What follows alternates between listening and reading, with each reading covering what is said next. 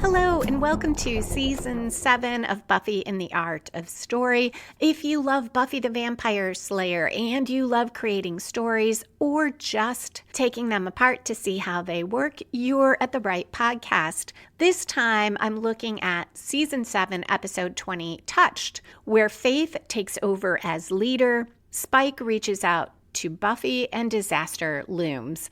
I am Lisa M. Lilly, author of the Awakening Supernatural Thriller series and the Q.C. Davis crime novels, as well as the Writing as a Second Career books for writers. Along with the recap of Touched, today I'll talk about how the mayor and Giles are foils for one another, whether the evolution of the first as a season antagonist works, ways the story illustrates Faith's emotions, doubts, and growth, why unanswered questions can sometimes drive a story and other times distract from it, and weaving recurring themes into the episode. As always, there are no spoilers except in the foreshadowing section at the end. Remember, if you'd like to get more Buffy and the Art of Story content and get access to every regular episode early, you can join the Patreon community at patreon.com/Lisa M. Lilly. That's patreon.com/LISA, M as in Marie, LILLY. Okay, let's dive into the Hellmouth.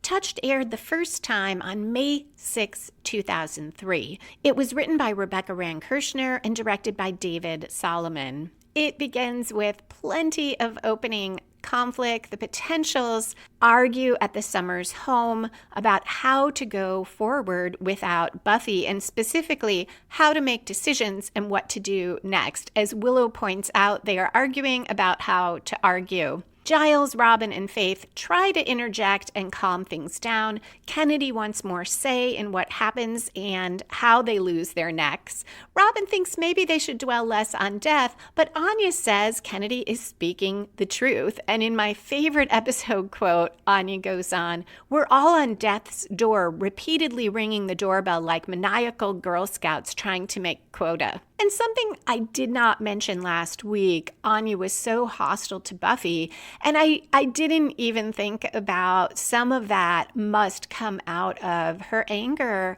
and grief over Xander losing his eye, that Buffy took Xander into this battle, even though Anya never says that.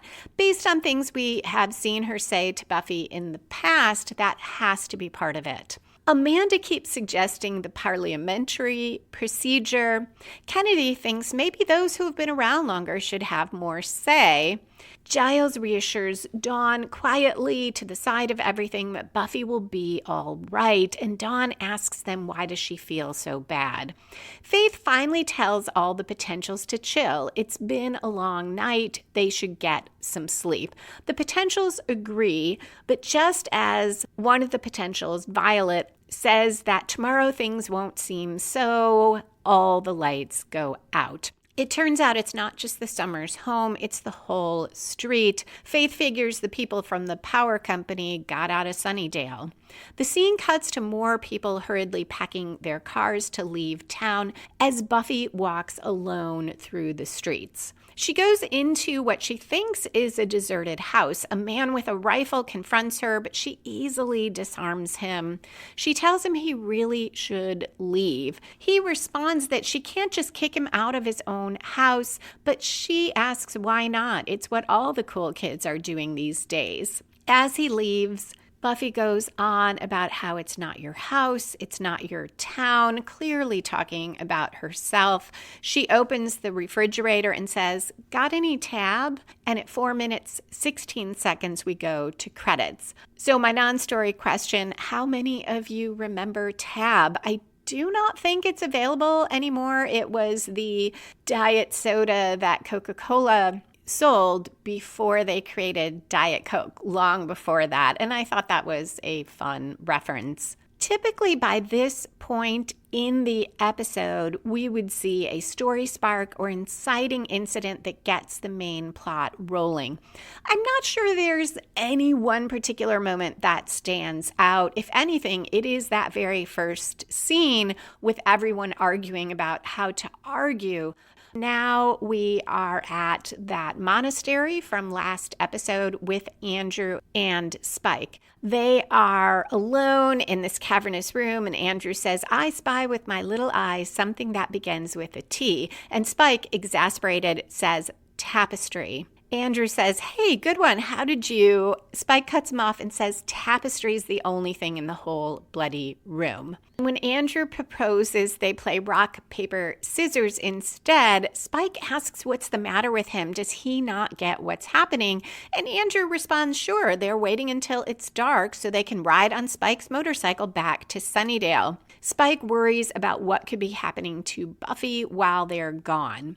This scene does a great job of encapsulating Spike's and Andrew's relationship, I guess we'll call it, how they deal with each other. It's fun. It fills us in a little bit on where they are, why they are not in the next couple scenes. But it feels a little slow because it is really filler. We don't need this at all. They're going to come home later, and both will fill other characters in on what they were doing. And I would not mind a filler scene that was just fun and to alleviate tension if there weren't so many unanswered questions that we've got in this part of the season. The scene cuts to the Summers' basement. Faith leads a discussion of where they are at now, which is pretty much that all the evil in Sunnydale wants to kill them. Kennedy thinks they should just head right for the seal, but Faith cuts her off. She wants to list all the enemies. There's Caleb, the Ubervamps, the First, and Faith settles on the Bringers as the weakest link. They could kidnap one. Kennedy scoffs, and Xander says he'll start ripping out magazine letters for the ransom note now to write to the First. If it wants its bringers back, they'll be surprised because it's got about 3 million of them. But Faith says they could make the bringer talk, get information on the First and Caleb. Kennedy's still not sure that's a good idea, argues for the seal again, and Faith just says no. Kennedy gets angry. She thought with Buffy gone, things would be different. Faith says things are different because she's the boss. She's not Buffy. She isn't the one who's been riding them all this time, but she isn't one of them anymore either. Faith says, I'm your leader, which means I go first and I make the rules and the rest of you follow after me. Is that clear? This is another follow reference, which we have been getting in the last couple episodes with Caleb talking about how all the girls will follow Buffy and all they need is to take one more step and they'll be following the First, or at least doing what the First wants. So I find that so interesting. It is something I never noticed on previous rewatches, and I feel like it is significant. And the end of the episode suggests that the act of simply following, could lead to disaster, though I don't know if that's the intended theme. Faith tells Kennedy to back off and let her do her job. The scene cuts to Caleb and the First appearing as Buffy. Somewhere in the dark, it seems like it's underground, and the Bringers are using a blowtorch on something we can't quite see. The First asks if Caleb realizes what will happen if the Slayer and the others get it. He says they won't, and the First says that's right, because Caleb's going to kill all of them and everyone they know, and the First walks up the stairs. And this is one of those minor questions, never answered, that ultimately does not matter, but it's one of those questions that distracts me every time, which is, why is the First walking up the stairs? It can just appear and disappear. Does it just like to be dramatic? The scene cuts to Kennedy walking alone at night. She's scuffing her feet, looking down, and it is a nice callback to the potential much earlier in the season who ran off, was walking alone in the streets, and got killed. It's a great way to set up tension, or I should say double down on the tension, because we already would recognize the risk here. And you might believe that Kennedy's disgruntled and took off, and she is arrogant enough, or you might say confident enough, to think that she will be fine on her own. A Bringer attacks. Kennedy is ready for it and ducks, And now the others come out from hiding and fight. They subdue the bringer. Kennedy, very excited, says she's never been bait before. It was actually kind of scary. Giles tells her that her performance as a disgruntled minion was spot on, and Kennedy says, "I method. Let's get this back to the captain." She's clearly much happier than she's been in quite some time, and we go to commercial. This scene shows that Faith, in a lot of ways, is a good leader.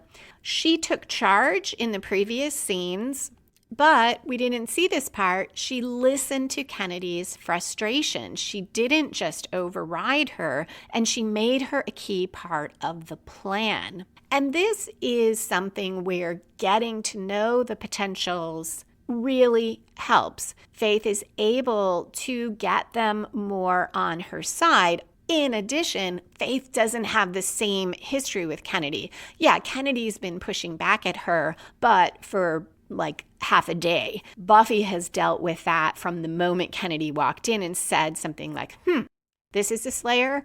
On return from the commercial, Giles comes into the kitchen and tells Dawn that the bringer can't talk. Faith adds that someone ripped out its tongue. Dawn volunteers that she read a spell in Sumerian for communicating with people who can't talk, such as someone who's dying. And she's quite upset when Willow mentions a translation, but then she says she's over it. The first time I watched this season, I was really thrown by what seemed to me to be Dawn just suddenly reading Sumerian. And I realized on having done the breakdowns for the podcast that there were previous references to this when Dawn was studying. This is another example of something I might have liked more of in the season as a whole, not necessarily in this episode, but going to that idea of where in this season I felt like we've had filler, we could have had more Dawn, which is something I would have never believed I would have said in season 6. Willow thinks she can work with a spell like that, but Spike and Andrew return, interrupting the conversation. It's about 11 minutes into the episode when Andrew tells them their mission went well because they took a road trip on the motorcycle, played some fun games, and got some information,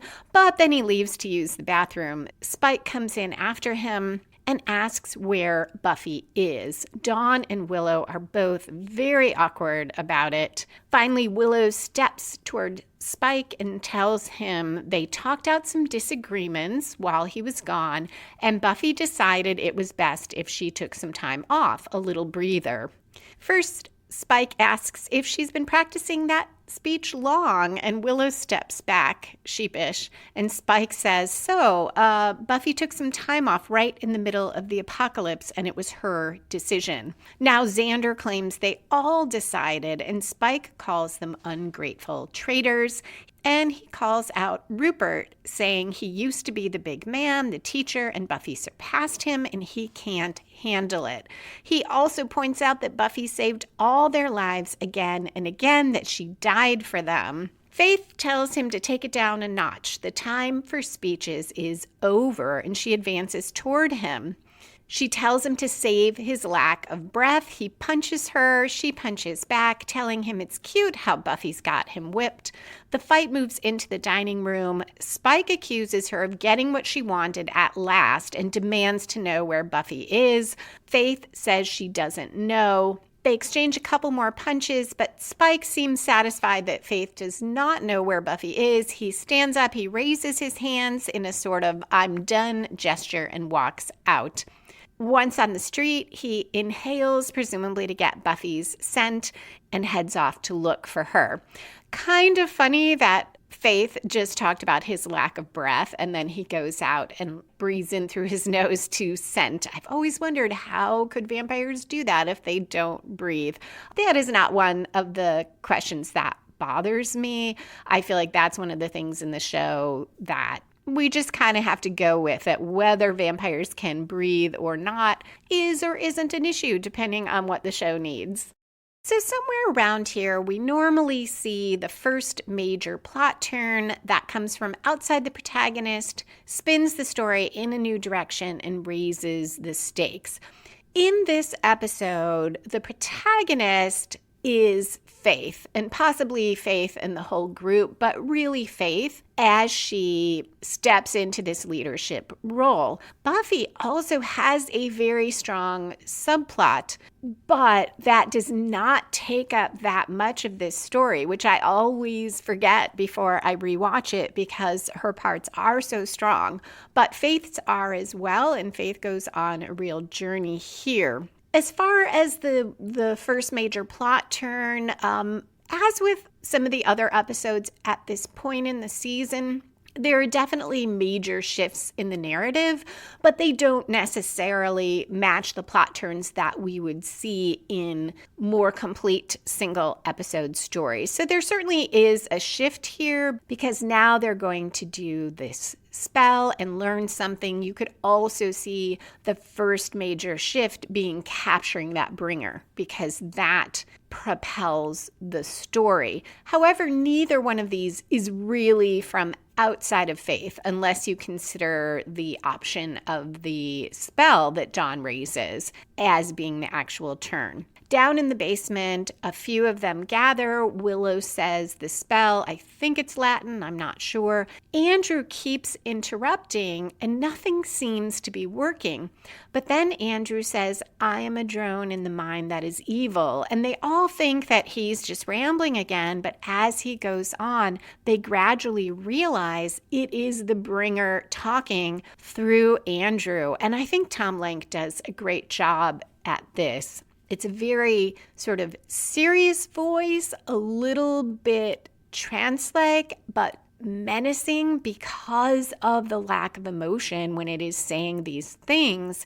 And the bringer says it is only a fragment of the we, that the bringers were to prepare for the inevitable battle. They keep asking questions. Kennedy puts a knife to its neck, and Giles tells her the bringer can't see the knife, but it says we can feel the knife, and talks about building an arsenal under the dirt and weapons at the farthest edge of town, and says we will laugh at you as you die. Giles slits its throat, freaking Andrew out, who says he could have magically decapitated him, and he grips his throat and says he needs a lozenge. I also loved that because we so often see Andrew doing the comic relief or being a little panicked in a comic way. And here, there's a little comedy here, but it feels so genuine. Of course, that would be traumatic. The scene cuts to Buffy. She's lying on a bed in that deserted house. She's fully dressed with a blanket over her. And something I don't think I noted last time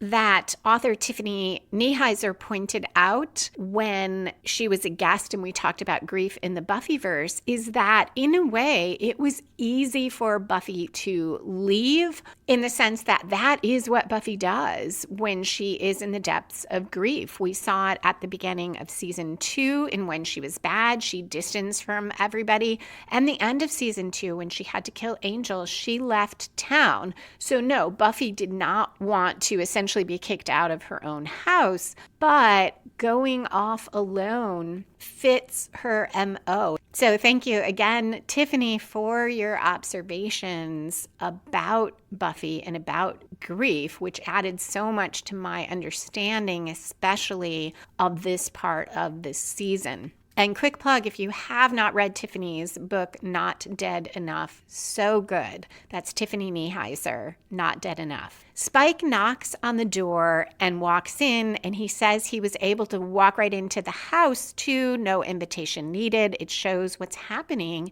in the town. He tells Buffy he heard what happened. He calls Faith a bitch, but Buffy tells him it wasn't just Faith, it was everyone, and they weren't wrong. She tells him to leave. He says, no, this will change her tune. She was right. Caleb is trying to protect something from her, and Spike thinks it's at the vineyard. So this is where I'm saying we find out about what Spike and Andrew were doing. We have those reminders of what happened last episode, both from Andrew when he comes into the kitchen and from Spike now. So that first scene with them could be lifted out and it wouldn't change anything. Spike tells Buffy again that she was right, but she says she doesn't feel very right. He's not buying it as she's still just lying there. He tells her she's not a quitter. She was their leader. It's not something she gave up. It's something they took. And when Buffy wonders what the difference is, he says, we can take it back. One of the reasons Spike as a character is so fascinating is that his highest value is always loyalty. If he loves someone, he is going to be there for him. And of course, he's going to track down Buffy. At the same time, he is a truth teller. So loyalty does not mean that he would make something up to cheer Buffy up. He will be honest with her. And I suspect if he had been there in the living room, maybe he would have disagreed with her plan. But the difference is he would have told her why he disagreed and either not taken part, kind of past Spike, maybe would have just left. Present Spike, I think, would go with her. He'd be clear that he disagreed, but he would go into battle with her to be there for her. He would never, ever throw her out. And if he were in Faith's position, because Faith too is a truth teller, and Faith did not go there to take over from Buffy, but the difference is Spike's loyalty is to Buffy first, and he, if everyone elected him leader and threw Buffy out, he would just leave and be like, I'm not leading you people. His reaction in the kitchen shows that loyalty too when he is saying to them, she has gone to battle again and again for you, and calls them traitors. This too shows Spike's core value of loyalty. So a great example of a values conflict.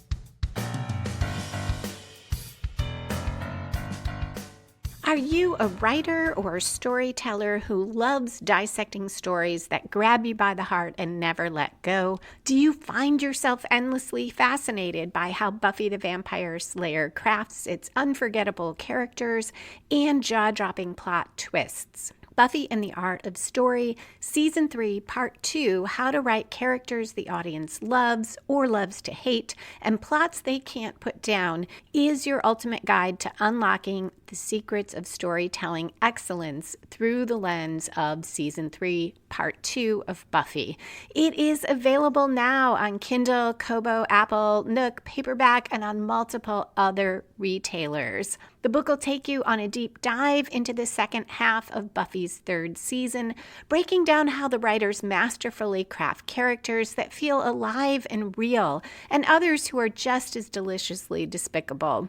You'll explore how every twist and turn is carefully planted to keep you hooked, and how the show's brilliant use of themes, metaphors, and symbolism elevate the stakes of every single episode. Like the podcast, the book isn't just a recap. It's a toolkit for writers who want to level up their own storytelling. While talking about the episodes, it also analyzes key moments to help you identify the secrets behind creating protagonists readers care about and maybe even fall in love with, digs into how to craft villains that aren't just evil for the sake of it, but are complex, engaging, and impossible to forget, explores the power of metaphor and theme to deepen your plot and make it unforgettable, and reveals how to keep the tension high and your audience on the edge of their seat. Whether you're writing your next novel or crafting your first screenplay, Buffy and the Art of Story offers insights you can use right away to make your characters and plots come alive. Order your copy today and discover the art of crafting stories that linger long after the credits roll. You can find links to all the Buffy books at lisalilly.com/Buffy.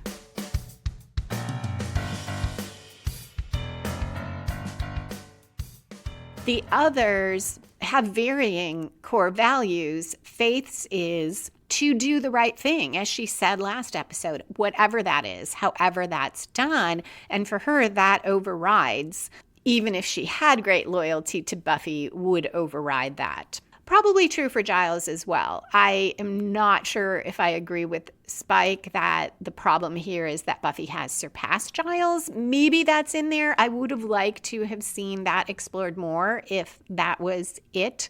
But right now, I genuinely think Giles is also in the we have to win this fight. It's a little bit more of a struggle because I feel like seasons 1 through 5 Giles would have nonetheless been loyal to Buffy, would have gone after her. The scene cuts to Faith showing Giles on a map by candlelight what they'll do the next day. He says the plan sounds fine, and when he asks what time he should tell everyone to be ready, she says, "How about 7?" And then as he walks off, she amends it to 7 sharp. So tomorrow we fight. This is a great way to show Faith's uncertainty. The question, how about 7? And then recognizing that she needs to feel more of the leader, project more leadership, and saying 7 sharp. But even the sharp kind of betrays that she doesn't quite feel like she's there yet because she has to emphasize it. And I love this because she has been doing well taking over that leadership role. She is probably, like I talked about last episode, a little more comfortable with it than Buffy. Partly because Faith is used to being disliked. I was going to say minions, if the potentials are not happy with her decision, she's like, yeah, too bad, I'm the boss, I'm making the decisions. But this shows us the doubt inside, which she is then going to talk about later. And that is so powerful because it is not just a character telling us emotions, it is also showing us first. So we really feel it. Giles tells her goodnight, but then he turns back to tell her she's doing just fine. I love this moment because Giles was never Faith's watcher. He had already been fired when she came to Sunnydale. She first had the fake watcher, Gwendolyn Post, then Wesley at his most ineffective. And Giles was still acting as watcher to Buffy and a little bit to Faith, but Buffy was always, going back to loyalty, Buffy was his slayer. He was most loyal to Buffy. So Faith never felt supported. She never really had a mentor. And Giles, I do love him reassuring her in this low-key way. And if you remember, in Angel, when Faith was torturing Wesley, she speculated, oh, what if Giles had been her watcher?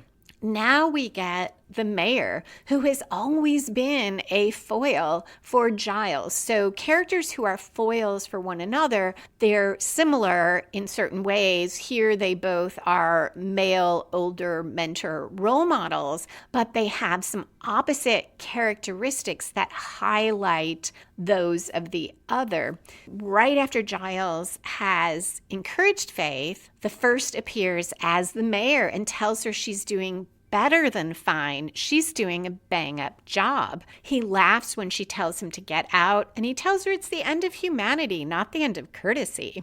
She tells him she knows who he is. He can't fool her, but he tells her something like, oh, no one's explained how this works. He's part of the first, but he is also himself. This is something I would have loved to know earlier in the season, because I had those questions about why does the first not just always know what Buffy's doing? Why does it have to appear as Eve, the potential, and sort of infiltrate? Why does it want Andrew to spy on Buffy? And this sort of answers it because it suggests that whoever it appears as, who is dead, it has that person's knowledge, history, all these things and characteristics, which implies that the opposite might be true, that if it is not inhabiting one of these characters, it doesn't have knowledge. But now that I've said that, there is something at the end of the episode that is going to take that back. This is an example of unanswered questions that distract.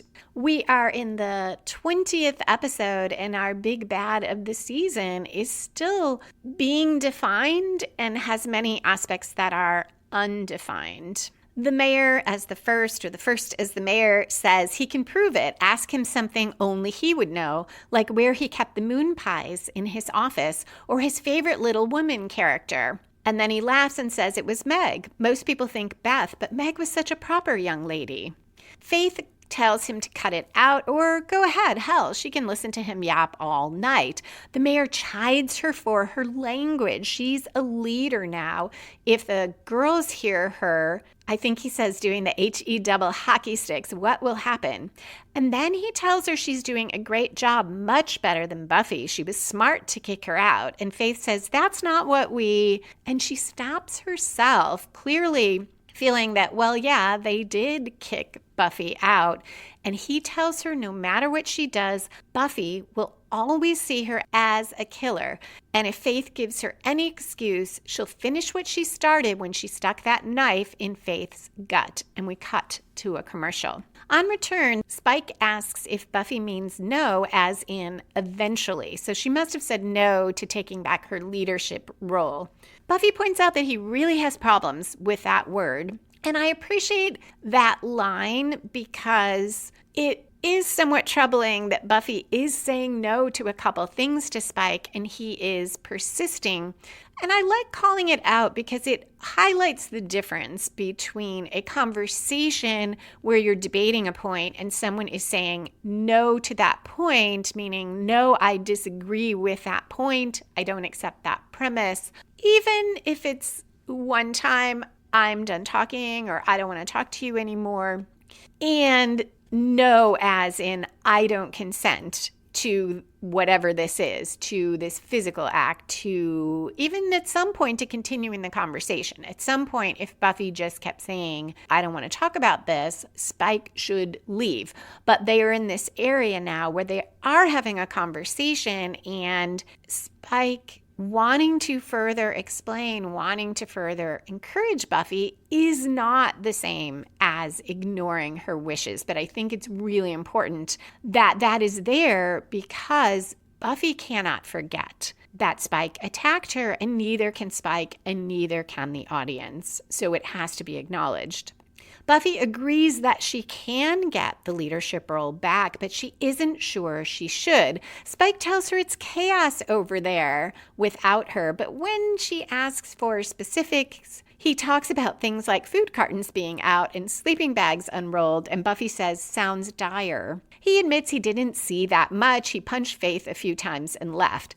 Buffy seems a little cheered by that, and he says if Buffy says the word, Faith's a footnote in history. He'll make it look like a painful accident. We are right around the midpoint of the episode, and as you know, typically here I look for the protagonist to make a major commitment, suffer a major reversal, or both. We don't necessarily have that here, but again, there is movement in both stories. This particular scene for Buffy's subplot underscores her struggle because she says that is the problem. She says the word and some girl dies every time. As far as Faith's story, the mayor could be, seeing him could be a reversal for Faith. Robin will tell her later it means she's really in the game because the first appeared, and I agree with that, so that creates more forward momentum in the story. The reason I say it's something of a reversal is that the first sows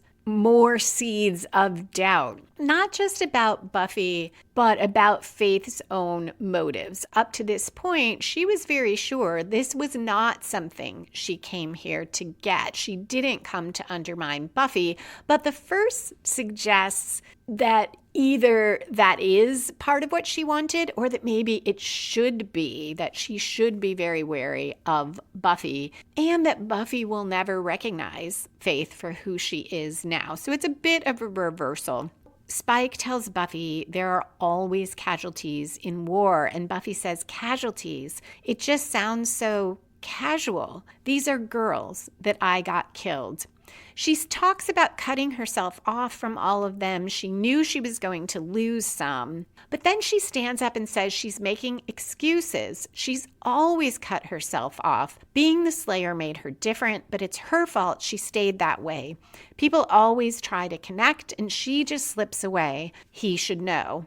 This is a really different take on the Buffy-Spike relationship than we saw last season when Buffy seemed ashamed of being with Spike, guilty for using him, maybe guilty for having sex without love. There seem to be some underlying themes there. It's interesting that perhaps now she's recognizing that it was part of a larger pattern of keeping a distance from people, of disconnecting. Spike disagrees when Buffy insists that they were never close emotionally, and when Buffy says he only wanted her because she was unattainable. In fact, he gets so irked, he stands, and they kind of switch places. Now he's standing and she's sitting on the bed. And he's irked that she thinks that's all it was. Buffy says she doesn't want to go over the past, but Spike tells her he hummed along to her little pity ditty, and he thinks he should have the floor for a bit. Buffy tells him, fine, cheer her up. Spike says, you're insufferable. Buffy responds, thank you, that really helped. Those are also favorite quotes of mine for the episode. And all of this is so very Spike. He tells her he's not trying to cheer her up. When she asks what he is trying to do, he admits he doesn't know. He'll know when he's done saying it. Something pissed him off. And as always, Spike is very emotionally intelligent and aware. I love that he stands up, he knows he's angry about something, but he isn't sure what it was. And so many of us, myself included, because I really struggle to recognize anger, and so many of us would just lash out with something, and maybe it'd be something completely unrelated and you go off on a tangent, and maybe I'm just speaking for me, but Spike is able to say, yeah, something you said pissed me off. I don't know what it is yet, and I don't know what I'm saying yet, but I will figure it out. I will get to it. And if only we could all be that aware and that honest, it would probably really improve communication. Here, it is such good, genuine conflict because what he comes out with escalates things because he realizes it's when she said unattainable. And Buffy just does not want to engage in this. And she says, fine, she's attainable. She's an attainathon. Can she please just go to sleep? But Spike now has shifted. He's still irked at her, but he has shifted more into really wanting to address this. And he says to her, you listen to me. I've been alive a bit longer than you and dead a lot longer than that. I've seen things you couldn't imagine and done things I'd prefer you didn't. Don't exactly have a reputation for being a thinker. I follow my blood, which doesn't exactly rush in the direction of my brain. I've made a lot of mistakes, a lot of wrong bloody calls, 100+ years, and there's only one thing I've ever been sure of, you. Buffy looks away and he touches her face and kind of draws her back and says, here, look at me. I'm not asking you for anything. When I say I love you, it's not because I want you or because I can't have you. It has nothing to do with me. I love what you are, what you do, how you try. I've seen your kindness and your strength. I've seen the best and the worst of you. And I understand with perfect clarity exactly what you are. You're a hell of a woman. You're the one, Buffy. Buffy, tears brimming in her eyes, says she doesn't want to be the one. He tells her he doesn't want to be this good-looking and athletic, but they all have their crosses to bear. She laughs a little, so he did cheer her up. And this speech highlights Spike's strengths. He is honest with Buffy. He's both loyal to her. He's saying this to encourage her. It is not just platitudes, and it is not about him. He isn't saying it to get something off his chest, to make himself feel better, or to get her to love him, or to get her to admit her feelings, which is why I love when he says, I'm not asking you for anything. And Buffy has always been honest with him to the extent that she knew herself what she felt. Sometimes she's not aware of what she feels or why she's doing things, but she has been honest with him. And before they were ever involved, she was honest with him, partly because she didn't care what he thought of her.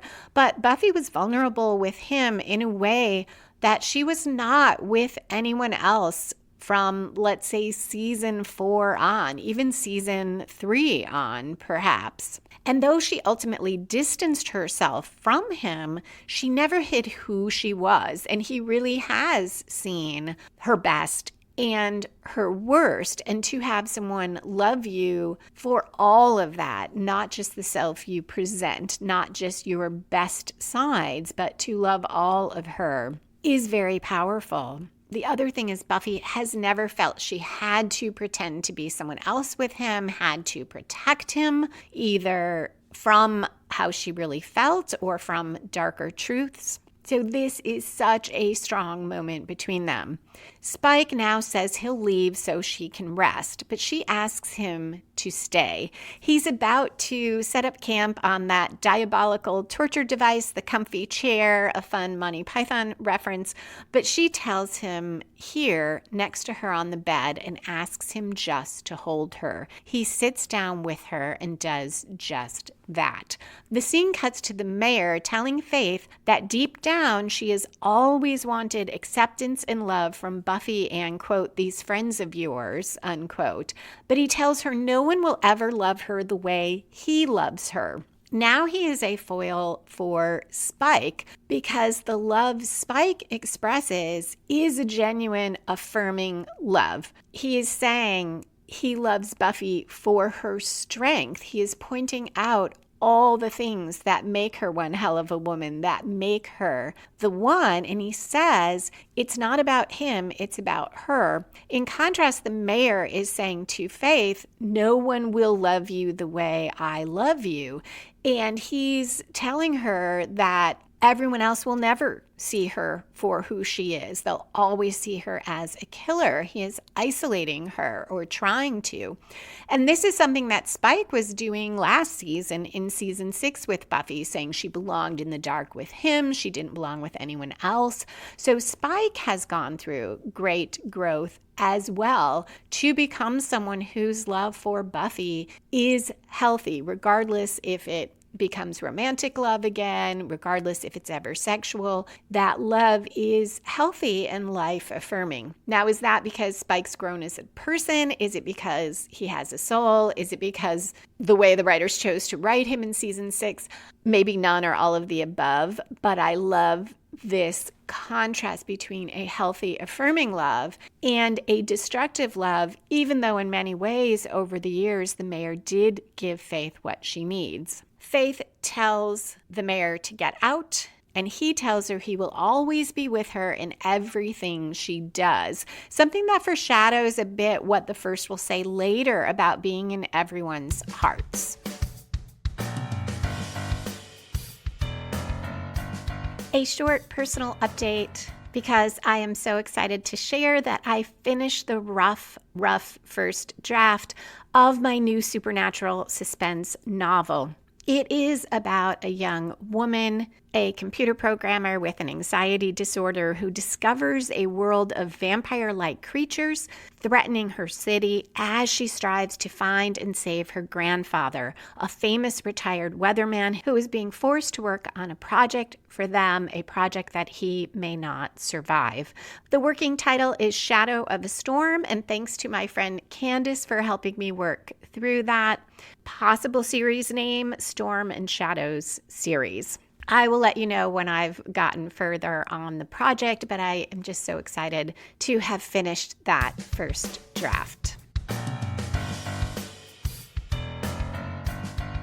Robin comes in and Faith almost punches him and yells at him for sneaking up on her. He says he knocked and asks if she's okay. She's defensive, wants to know if he's looking to be the guy who puts the pal in principal. But then she tells him it was the first, and he tells her she's really in the game now. The first only shows itself when it thinks you matter. Faith says, man, look at that. My hand's shaking. Demons, vampires, women in the penitentiary system, none of that freaks me out. And Robin responds, that's exactly what the first does. Find your Achilles heel. Faith says, no, it just talked to me. It does a heel thing too. He tells her it's a phrase, and she says, oh, a school thing. She was kind of absent that day.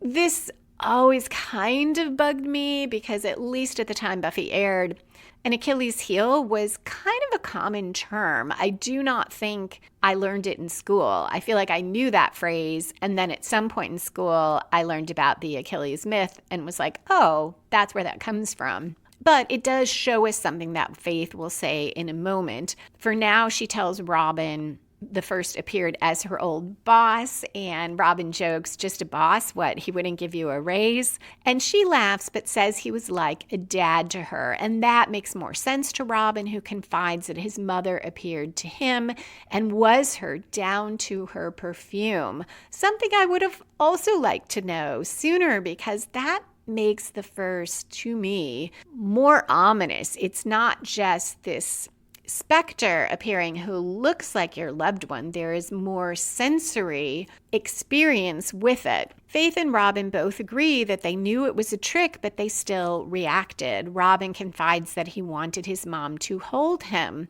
And he says no one wants to be alone. They all want someone who cares to be touched that way. And Faith agrees. She asks him if the first told the truth. And he says it did when it appeared to him. So she tells him about it, saying to watch out for Buffy. She says she's given Buffy plenty of reasons to be pissed off, and Buffy could be dangerous, but mostly Faith just wishes Buffy were here because she's the only one. Robin cuts her off and reminds her that she's a Slayer too, and he thinks she's a good leader. Faith says she's an ex-con who never finished high school.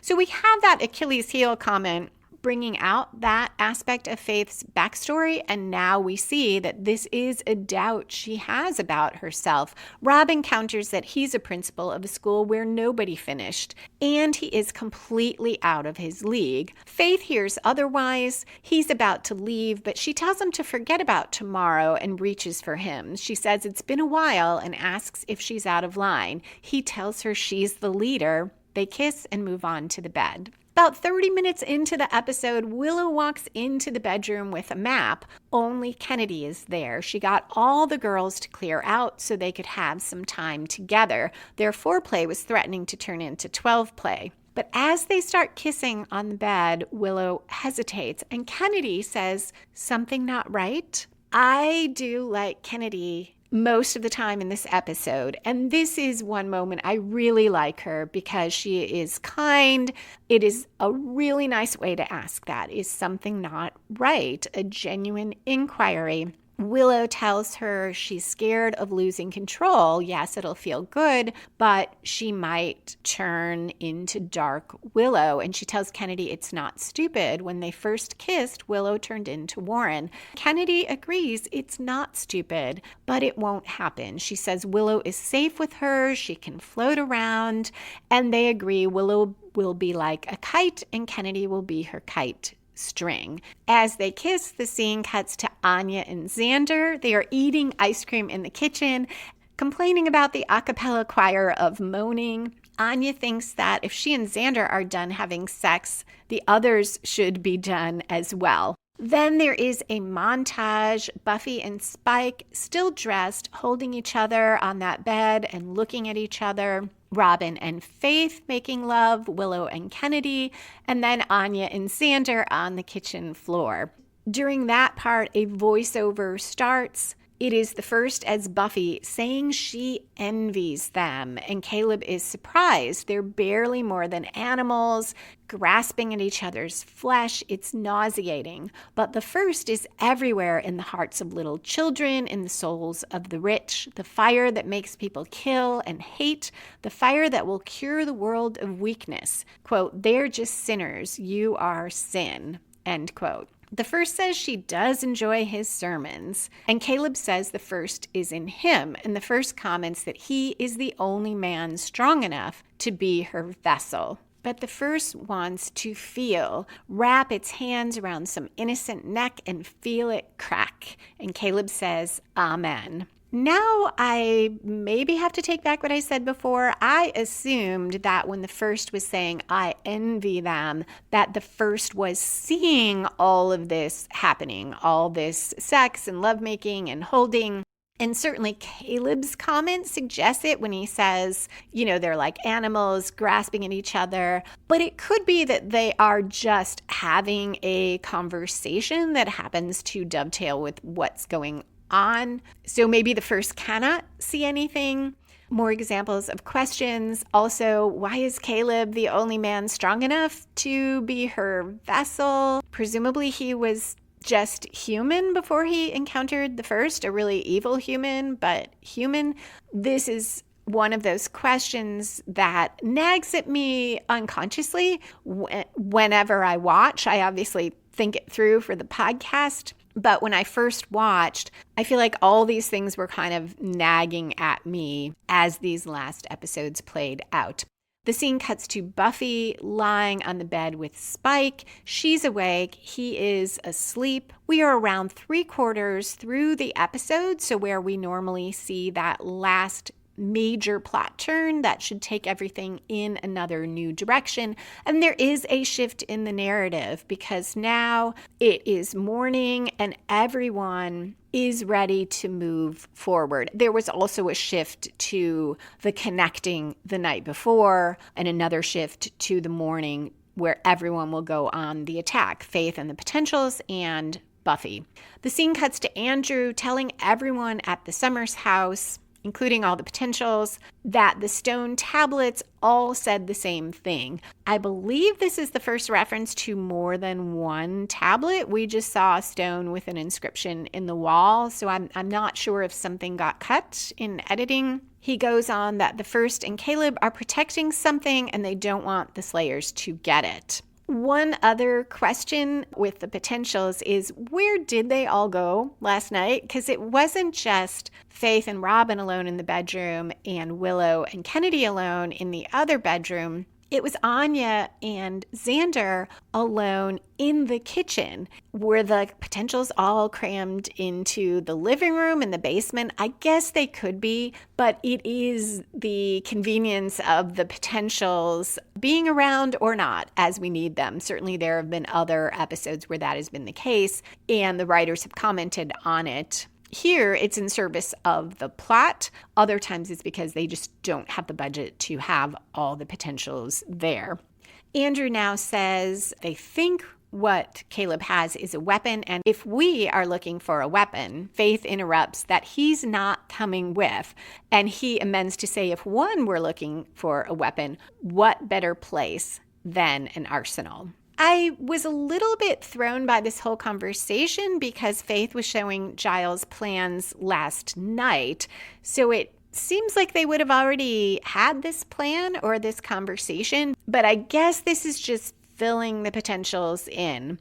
Faith now tells Dawn, Willow, Xander, and Anya to go look for Buffy. Don't interfere with her. And they're not spying on her. They just want to see if she's okay. Robin asks where Faith wants him, and Faith tells him by the phone. She'll call if she needs him. So Faith, too, doing a little distancing after connecting with Robin. She asks if those coming with to the arsenal are ready, and they head out. I have always been confused about where they were going until I worked on the outline for this episode. I always thought that the arsenal was somewhere in the school and that they were going to lower levels at the school. And I didn't understand why they needed a map. On buffy.fandom.com/wiki, the summary says the map is of the sewer tunnels and that they go through them to find the Bringer's hideout. This makes a lot more sense because there's also that reference to an arsenal on the edge of town, and I never quite got, well, how do we get from there to the seal? So I made a lot of assumptions based on the conflict between Buffy and the others about, do we go to the seal that Caleb talked about, or do we go to the vineyard?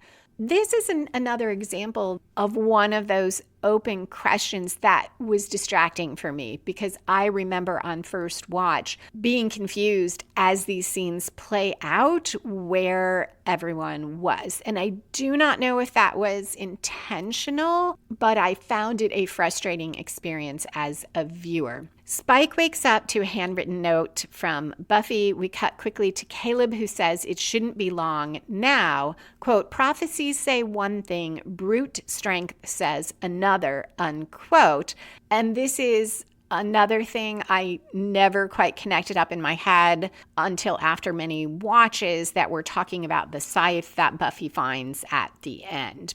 The first, as Buffy tells Caleb to get the bringers, but a bringer comes flying down the stairs, having been thrown down by Buffy, who follows, and she says, heard you got something of mine, and we cut to a commercial. Caleb mocks Buffy. She asks where it is and says she'll find it sooner or later. He says she won't. If he lays a hand on her, she'll be a dead little girl. Buffy dares him to lay a hand on her. He tries, he swings to punch, and Buffy ducks, and it goes into slow motion as Buffy bends backwards to evade him. She moves around him. She does a flip at one point, a nice callback to her gymnastics in the early episodes. The first tells him it's getting embarrassing as he keeps trying and failing, and he asks if the first has to look like that. It's a little confusing. We cut to Faith and the potentials. It's very dark. We're only seeing what their flashlights are shining on, and they do find a bunch of weapons underground. My other source of confusion, I thought either they were somewhere near the seal, or I thought they might be going to somewhere underground at the vineyard, that they might end up the same place as Buffy. That's what I thought might be intentional by the writers.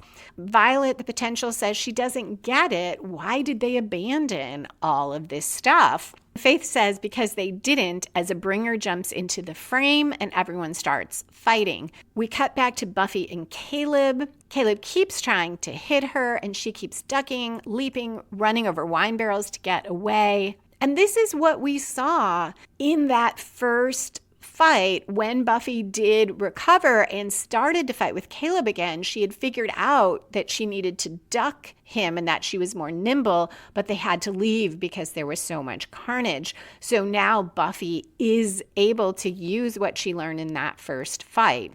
The potentials and Faith are still fighting. It's still very dark, but you can tell the potentials are getting in some blows to the bringers. Caleb gets angrier and angrier as Buffy keeps evading him. And Caleb says, "You whore." Buffy tells him to watch his language. Someone who didn't know him might think he was a woman-hating jerk. This is a nice callback to the mayor telling Faith to watch her language.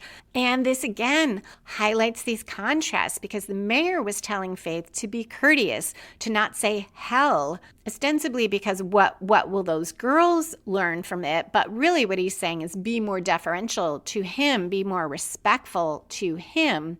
And Buffy is saying this to Caleb to point out and call out who he is and what he is, in defiance of his view that, remember, he was going to tame her. Her comment makes him even angrier, and in that anger, Caleb shoves aside a wine barrel and inadvertently exposes a trap door. Buffy spots it right away. She ducks and rolls as he lunges for her, and she slips right into that passage, and the door closes over her. We cut to the potentials, who have prevailed, and one of them says that was it, not that that wasn't fun. Another calls to Faith, "Hey, come check this out." They go down some stairs. It's very dark. They're looking all around. And I should have mentioned earlier, we have reached the climax in both the plot and subplot. The fight with the bringers, it is Faith coming up against the antagonist, the first, acting through its minions. It almost looked like she and the potentials prevailed, but they go down the stairway. There was something more. It is kind of a surprise ending. The conflict didn't resolve. There is going to be one more step. Likewise, Buffy came up against her antagonist, Caleb, also the first. And we know she's still in the middle of this fight because she got down that trapdoor, but we don't know yet what's going to happen. Faith, with her flashlight, is looking around and she sees a wooden chest. So they've just gone down these stairs. We cut to Buffy going down the stairs in the vineyard, and she sees a scythe. It is very shiny with a metal red handle, and her eyes just light up on seeing it. We know this is the thing that Caleb did not want her to get. The scene cuts to Faith. She kicks open the lock on that chest. The lid flies up, and inside a timer is ticking down. It's at 8 seconds. She yells at everyone to get down, and on 5 seconds, we go to credits. So there is no falling action here, no tying up of loose ends. The story just stops, which is a great hook. And also why I see this as a continuing story. Buffy's subplot has resolved. She has achieved the goal of getting that weapon that Caleb and the First wanted to get for themselves and keep from her, but we don't know what it means yet. We don't know what it does. We don't even know it's in a rock. We don't even know if she'll get it. Much bigger cliffhanger for Faith. And I've talked about this before, the difference between cliffhanger and game changer. A game changer, the main conflict resolves, but everything will change going forward. And that's pretty much what this scythe is. The main conflict resolved. She evaded Caleb. She found the thing, which it's at least implied is going to change everything going forward. But we did resolve the main conflict. For her subplot with Faith, we have not resolved the main conflict. The goal was to get to the arsenal and get whatever was hidden there. I guess you could say it resolved because they discovered it wasn't whatever it was Caleb and the First want so much. It instead is a bomb. So I suppose you could say it resolved and they failed, but we don't see the actual resolution would be, is that bomb going to go off? Is it going to be disarmed? It's on 5 seconds, so it doesn't look good, but we have to come back to see whether there's a last minute save, whether anyone survives, how that plays out. So other than foreshadowing, that is it for this episode. If you find the way I talk about story helpful and you want to try it out on your own writing, you can download free story structure worksheets. Go to lisalilly.com/worksheets. That's lisalilly.com/worksheets. Or you can buy any of the Buffy and the Art of Story books, which you can find at lisalilly.com/Buffy. If you're not sticking around for foreshadowing, which does include spoilers, thank you so much for listening. I'm so excited to share these last episodes of the series with you. And a special thank you to patrons who support the podcast and get access to extra Buffy and the Art of Story content. I hope you will all come back in 2 weeks for Season 7, Episode 21, End of Days, where the gang tries to learn more about the Scythe and save wounded potentials, and Buffy faces Caleb again.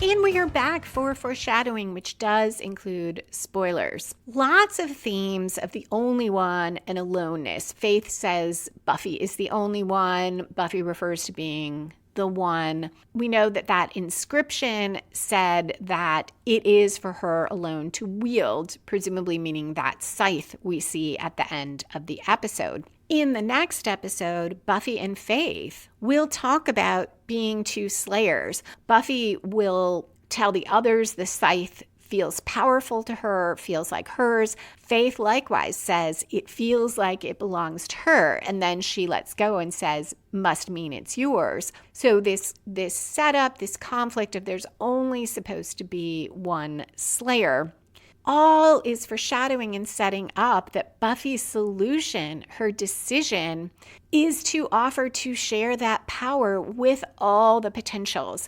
Kennedy's frustration, her feeling of being dismissed, her anger at not having more say, foreshadows that as well. The first, appearing as the mayor, is doubling down on this with Faith, telling her no one's going to see you as anything other than a killer, trying to isolate her more. So there is a lot of this emphasis on being alone. Even Spike encouraging Buffy, giving that positive speech of very affirming love, says she's the one. We also get all these follow references, and as is pretty clear from the end of this episode and crystal clear in the next, following Faith leads to disaster. Many potentials get killed, are seriously wounded. Faith is very seriously wounded, although she does recover fairly quickly. But to me, it cannot be a mistake, because we are showing following Buffy into the vineyard was a disaster. Following Faith was a disaster.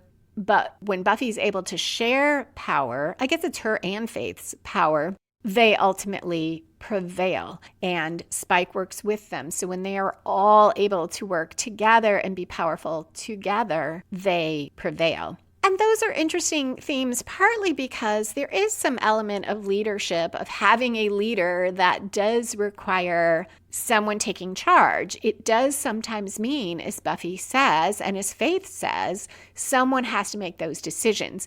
Even when all the potentials agree to share power, probably Buffy is still, or Faith, they are still having to make some decisions, and they have more experience to draw from. But perhaps the distinction should be blindly following. If a leader is saying, do not think about anything, you always have to be with me, you always have to follow me, without question, maybe that is the danger, because Buffy kind of went to that place just because she didn't know how else to do this. And Faith, we see, is a little bit better for various reasons at getting the buy-in of the potentials, but nonetheless, they kind of just shifted from, okay, we're going to put all our faith in Buffy, now we're going to put all our faith in Faith, and neither works that well. In the next episode, we will get yet another new character, the last guardian who Buffy finds at